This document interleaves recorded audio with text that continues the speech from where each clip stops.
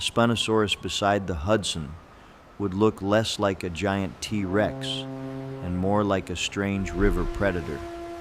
It lived in North Africa about 99 to 94 million years ago and may have reached roughly 14 meters in length.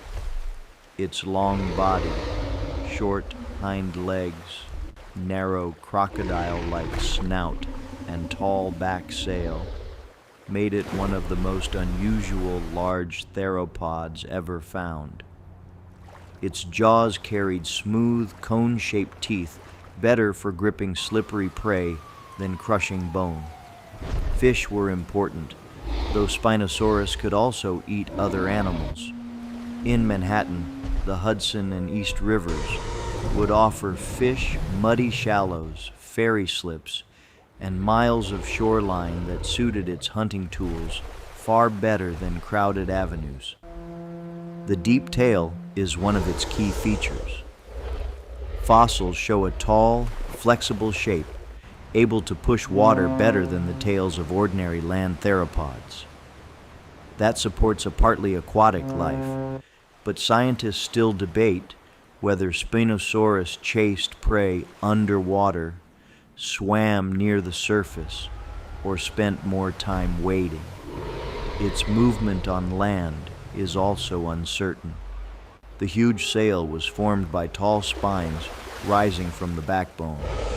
It may have helped with display, recognition, or temperature control, but no single idea is proven. Against Manhattan's skyline, the sail would remain visible even when the animal entered the river. The city would face a specialized hunter able to use the water around the island as part of its natural home. Number 2. Utahraptor. A Utahraptor in Manhattan would not resemble the small, scaly movie raptors many people picture. This early Cretaceous predator lived in what is now Utah about 135 million years ago. It measured around 5 to 7 meters long, with a deep chest, strong hind legs, and a heavier build than Velociraptor. It was the largest known dromaeosaur. Like its relatives, Utahraptor carried a large curved claw on the second toe of each foot. The fossil claw could reach about 24 centimeters, and its outer covering made it longer in life. The toe lifted away from the ground, helping protect the weapon. Serrated teeth, grasping hands, and powerful feet gave it several ways to hold and injure prey. No skin impression proves exactly how Utahraptor looked, yet close relatives show that dromaeosaurs were feathered. A feather coat is therefore the safest reconstruction. Its long, stiffened tail helped balance the heavy body during turns. Manhattan's scaffolding, alleys, subway entrances, and parked vehicles would give this low hunter plenty of hiding cover. Stories often show raptors planning attacks in packs, but group hunting in Utahraptor remains uncertain. It was dangerous without human-like intelligence or the ability to open doors. Its real strengths were size, balance, claws, and sudden movement. In Times Square, the threat would be a powerful ambush predator hidden inside a maze of light, noise, and steel.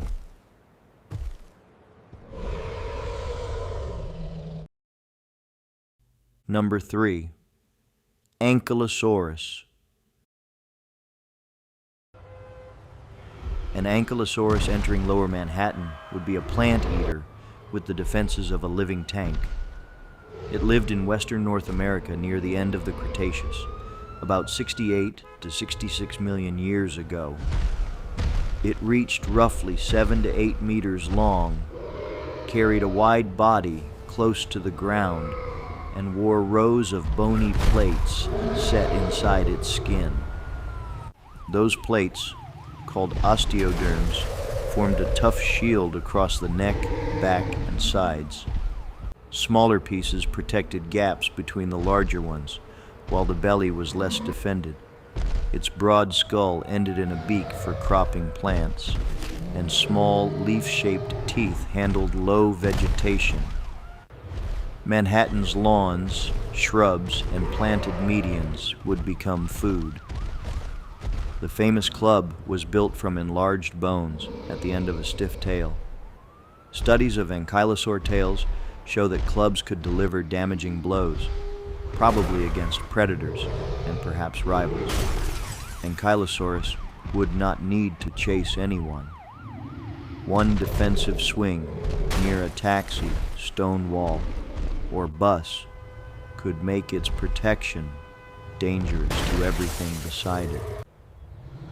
Scientists have never found a complete ankylosaurus skeleton, so parts of its appearance come from several individuals and related species. Even so, its design is clear: low, broad, armored, and difficult to attack.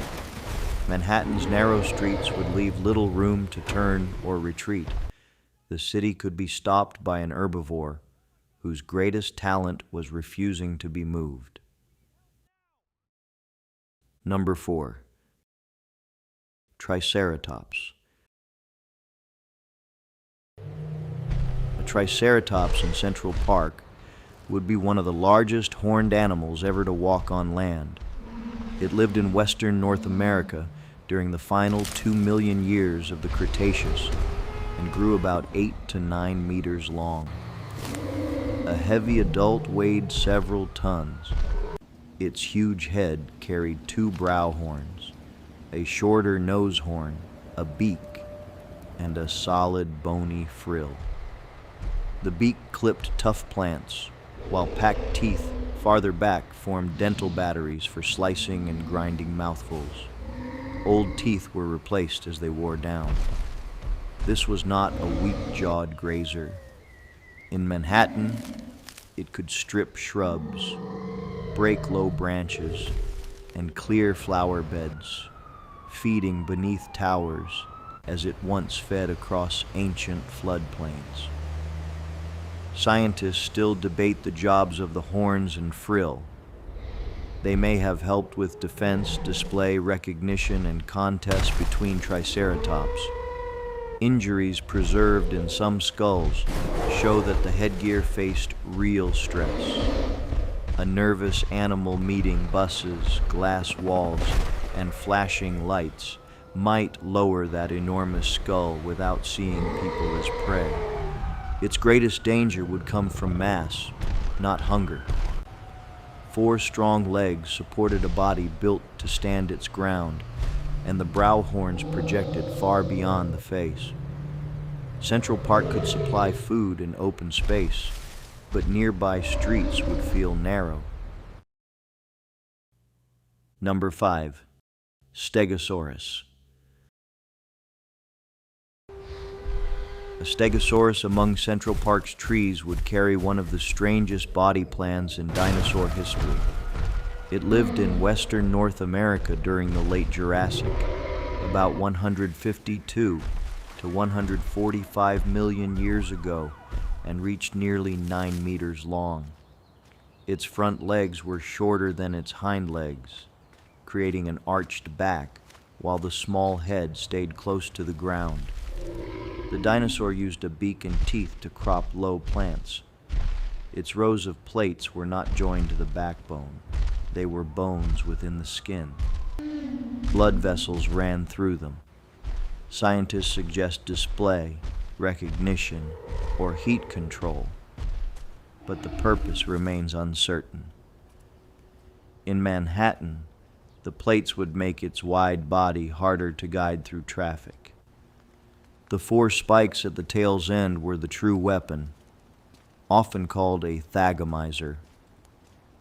An Allosaurus fossil bears a wound that matches a Stegosaurus tail spike, supporting its use in defense. Flexible joints and strong muscles could sweep the spikes across a broad area. A street sign, car door, or glass wall would resist less than a Jurassic predator. Stegosaurus had a small brain, but it was not helpless. It only needed to notice danger and turn its tail toward it.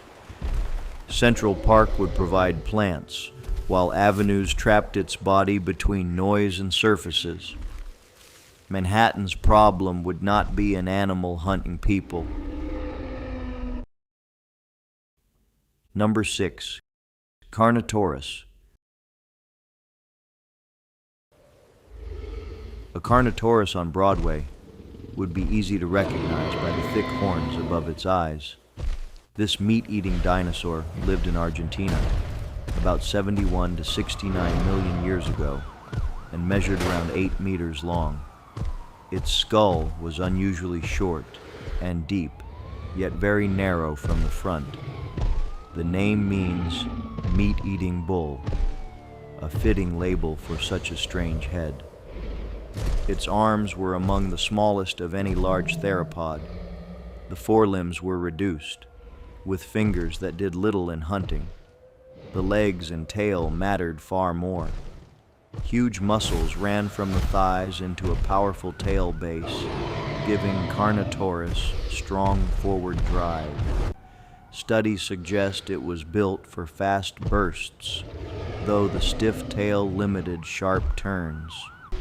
Rare skin impressions show small scales mixed with larger bumps, not the neat rows of heavy armor sometimes shown in old art. The horns may have served in display or pushing contests, but their purpose is uncertain. Its jaws were not the bone-crushing tools of Tyrannosaurus. They were better suited to quick bites and cutting softer flesh. Manhattan exposes both the predator's strength and its limits. The avenues could give it room to accelerate, while taxis, corners, and side streets would punish a body less able to turn tightly. It would not need to smash everything in sight. Speed, a low head, and panicked movement would be enough. Broadway would become a track for a hunter built to sprint, not steer. Number 7. Therizinosaurus. A Therizinosaurus beside Bryant Park would look like several dinosaurs joined into one body. It lived in Mongolia about 70 million years ago and may have reached around 10 meters long. Although it belonged to the theropod group that includes famous meat eaters, it had a small head, long neck, broad belly, strong hind legs, and a mainly plant-based diet. Its most famous features were 3 enormous claws on each hand. The longest claw bones measured over half a meter, and keratin coverings made them longer in life. They were the longest known claws of any land animal. Studies suggest they were poor digging or slashing tools. They may have hooked branches, pulled plants closer, or served in display. Close relatives preserved feathers, so Therizinosaurus was probably covered by simple feathers over much of its body. A beak at the front of the mouth could crop leaves, while the wide torso held a large digestive system for breaking down plants. Manhattan's street trees, gardens, and park branches would place food within reach of its neck and long arms. Those claws could be dangerous, though feeding was their main job. One sweep might cross a sidewalk, and its body would be difficult to contain between buildings. Yet, it would not be a giant killer seeking people. The stranger sight would be a feathered, plant-eating theropod pulling branches from Fifth Avenue. Number 8. Dilophosaurus. A Dilophosaurus beneath the Manhattan Bridge would be larger than its movie version. This early Jurassic hunter lived in Arizona about 184 million years ago. It measured roughly 6 to 7 meters long and may have weighed around 400 kilograms. Long legs, a deep tail, and grasping hands made it one of North America's first large predatory dinosaurs. Its name means two-crested lizard because paired crests rose along its skull. In life, keratin may have enlarged them or changed their outline. They were poorly placed for fighting, so display and recognition are likely jobs. Their color may also have made them stand out. Manhattan's glass would surround the animal. With Manhattan's glass would copies of its main signal. There is no fossil evidence that Dilophosaurus had a folding neck frill or could spit venom. Those features came from fiction. Modern study reveals a stronger animal than the weak-jawed scavenger once imagined. Its skull and neck handled struggling prey, curved teeth sliced flesh, and strong hands helped control animals caught near the mouth. It was not as massive as later giants, helping it move through Manhattan's tighter spaces. Number 9. Baryonyx. A baryonyx beside the East River would place a crocodile-like head on the body of a large theropod. It lived about 125 million years ago in early Cretaceous Europe and reached 10 meters long. Its low, narrow snout widened near the tip, and the jaws held many pointed teeth. This design was well suited to gripping fish without letting them twist free. The name means heavy claw. Each hand carried a huge thumb claw about 31 centimeters long. Scientists once pictured it hooking fish from water, though its exact use is uncertain. It may have held prey, torn food, or served in defense. In Manhattan, fish markets, loading docks, and shallow river edges would suit a hunter with unusual hands and jaws. Direct fossil evidence reveals a mixed diet. The body cavity of the first baryonyx skeleton contained fish remains and bones from a young iguanodon. It was not limited to seafood. It could catch fish, attack land animals, or scavenge when the chance appeared. Its nostrils sat farther back on the snout than in many theropods, a useful feature near water. Baryonyx was not a smaller Spinosaurus, though both belonged to one unusual family. It had longer hind legs and was more comfortable on land. Manhattan's rivers would supply hunting areas, while streets kept food close. Number 10. Giganotosaurus. A Giganotosaurus in Riverside Park would rival the largest meat-eating dinosaurs in length. It lived in Argentina about 100 to 95 million years ago and reached 12 to 13 meters from nose to tail. Its body had long hind legs, a powerful tail, and a huge skull. Despite a name meaning giant southern lizard, its exact maximum size remains debated. Giganotosaurus belonged to the Carcharodontosaurids, a family named for shark-like teeth. Its teeth were long, flat, serrated, and shaped for slicing flesh. They were not the thick, bone-crushing tools of Tyrannosaurus. The long, fairly narrow skull allowed repeated cutting bites. In Manhattan, motion, smell, and noise could draw it along an avenue. Most knowledge comes from one partial skeleton preserving much of the animal plus a jaw fragment from a larger individual. No complete skull or full second skeleton is known, so size and weight estimates vary. It shared South America with enormous plant-eating dinosaurs, but there is no direct proof that Giganotosaurus hunted them in coordinated packs. Its danger came from scale and feeding tools, not movie rage. A head longer than a person, rows of slicing teeth, and legs carrying several tons would make barriers meaningless. If you enjoyed this video, please click the like button. And don't forget to subscribe to this channel. See you in the next one.